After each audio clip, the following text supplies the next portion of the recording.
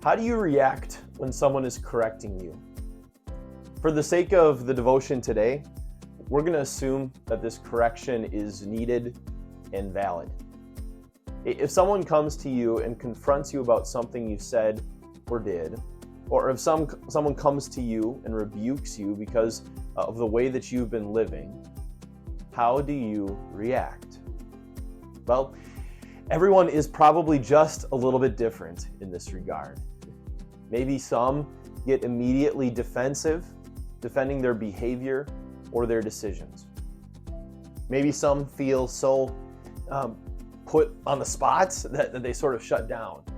They don't know how to respond because they were very caught off guard. Maybe some sort of knew that they needed this rebuke, but still their pride wants them to save face just a little bit. Maybe some hate confrontation so much that they just listen to the rebuke, but they won't take it seriously or really do anything about it. And still others will seek to minimize what they've done wrong. There are probably a million different variations on how someone might respond to someone coming to rebuke them. Now, remember, we're assuming for the sake of this devotion, that the correction or the rebuke that is being brought to you is valid. So, how should someone respond to a correct or valid rebuke? Well, in the book of Proverbs, the wisest man to live, Solomon, who was endowed with wisdom that could only come from God, he writes about wisdom, and he differentiates between someone who is wise and someone who he calls a mocker or wicked. These two groups respond vastly different to rebukes. Whoever corrects a mocker, he says, invites insult. Whoever rebukes the wicked incurs abuse. Do not rebuke mockers, or they will hate you. Rebuke the wise, and they will love you. A sign of great wisdom is how one responds to a needed rebuke. He says the wise will hear a rebuke and love you. Why? Because the wise have humility. They aren't protecting their image or their ego. Pride doesn't blind them. But they know that this rebuke or correction provided is needed so that they continue to walk a path with God, and maybe even so that they will be able to flourish. But that is not easy. Many times when someone rebukes us, we don't take it well. Even if we react okay internally, we may stew over it for days or weeks to come. And that reaction in and of itself ought to be telling.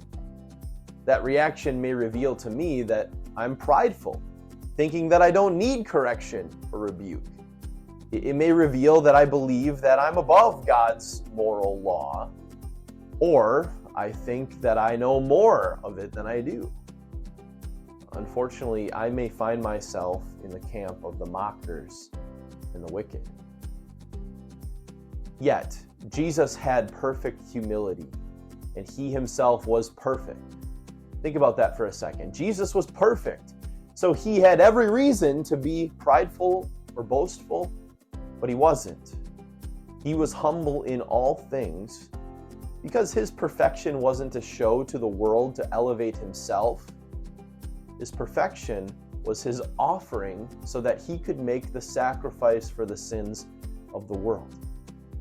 He humbly subjected himself to death by crucifixion so that your pride and arrogance may be atoned for and forgiven. And a wise person is one who knows that. They are wise for salvation. That sort of wisdom is not concerned about your own image or ego or vanity. That sort of wisdom takes rebukes and corrections well from others because that sort of wisdom knows that Jesus was perfect for you, which means that you are free from the constraints of pride and ego, which means that you are free to continue to grow in the wisdom of God. That growth happens through the Word and the sacraments, and that growth happens when Christians lovingly rebuke and correct according to the Word. But listen to what Solomon says in verse 9. Instruct the wise, and they will be wiser still. Teach the righteous, and they will add to their learning.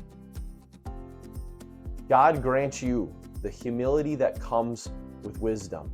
Wisdom in knowing that Jesus is your perfection.